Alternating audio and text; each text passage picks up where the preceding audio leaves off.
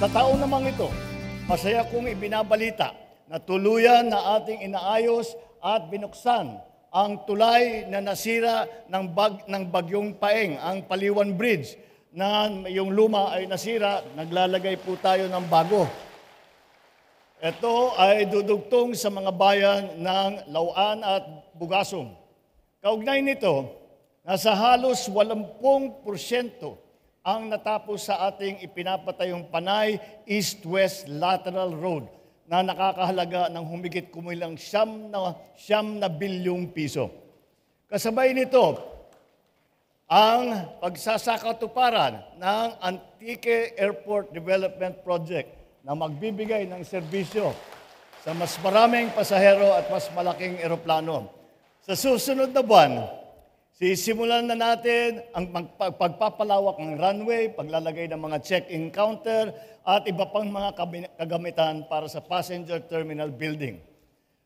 Ngunit hindi rito natatapos ang pagpapakita namin ng suporta, malasakit at pagmamahal sa Antique. Batid namin na kailangan ninyo ng sandigan at kaagapay upang mapagtagumpayan ang mga pagsubok na kaakibat ng El Nino. Kaya naman, narito kami upang personal kong makita at maghatid ng tulong sa Antiqueño na nakikiisa sa ating ngayon.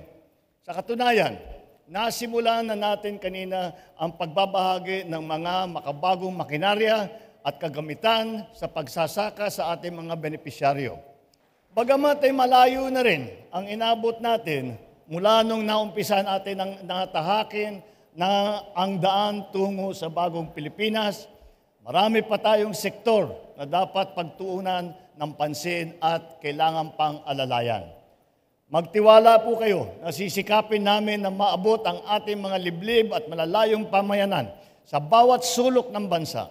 Nang sa gayon ay walang maiiwanan at walang mahuhuli at sama-sama tayong paglalakbay sa bagong Pilipinas, patungo sa bagong Pilipinas.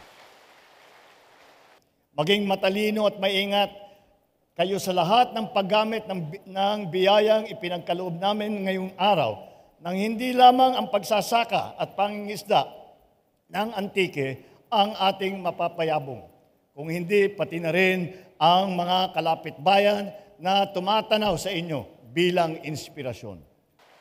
Sama-sama po tayong manindigan sa ating mga mithiin at magkaisa ho tayo na walang alinlangan tungo sa mas maunlad, matiwasay at matatag na bagong Pilipinas.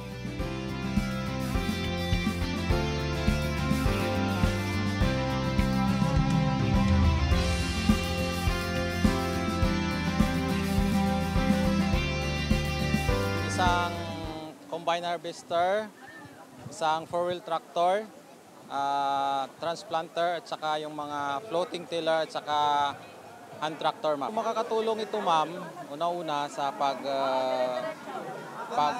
ng land preparation namin. Mabilis na siya kasi pagdating ngayon ng tagulan, so magagamit namin yon sa lalo-lalo na yung 4-wheel tractor. Saka yung pagtanim, yung sa transplanter, ma'am. Yun, makatulong talaga siya ng mabilis na pagtanim ng palay. Sa pagkakataong ito, ma'am, no, malaking papasalamat po talaga namin sa aming asosasyon, sa mga magsasaka dahil dito sa farm mechanization na tulong ng ating Pangulo. Una-una sa lahat, ma'am, nagpapasalamat ako na sa Pangulo na bibigyan kami ng financial assistance kasi dito sa Antique, tinamaan talaga kami ng El Nino. Sobrang init at saka masaya kami na bibigyan kami ng financial assistance para na meron kaming panggastos uli sa aming sakahan.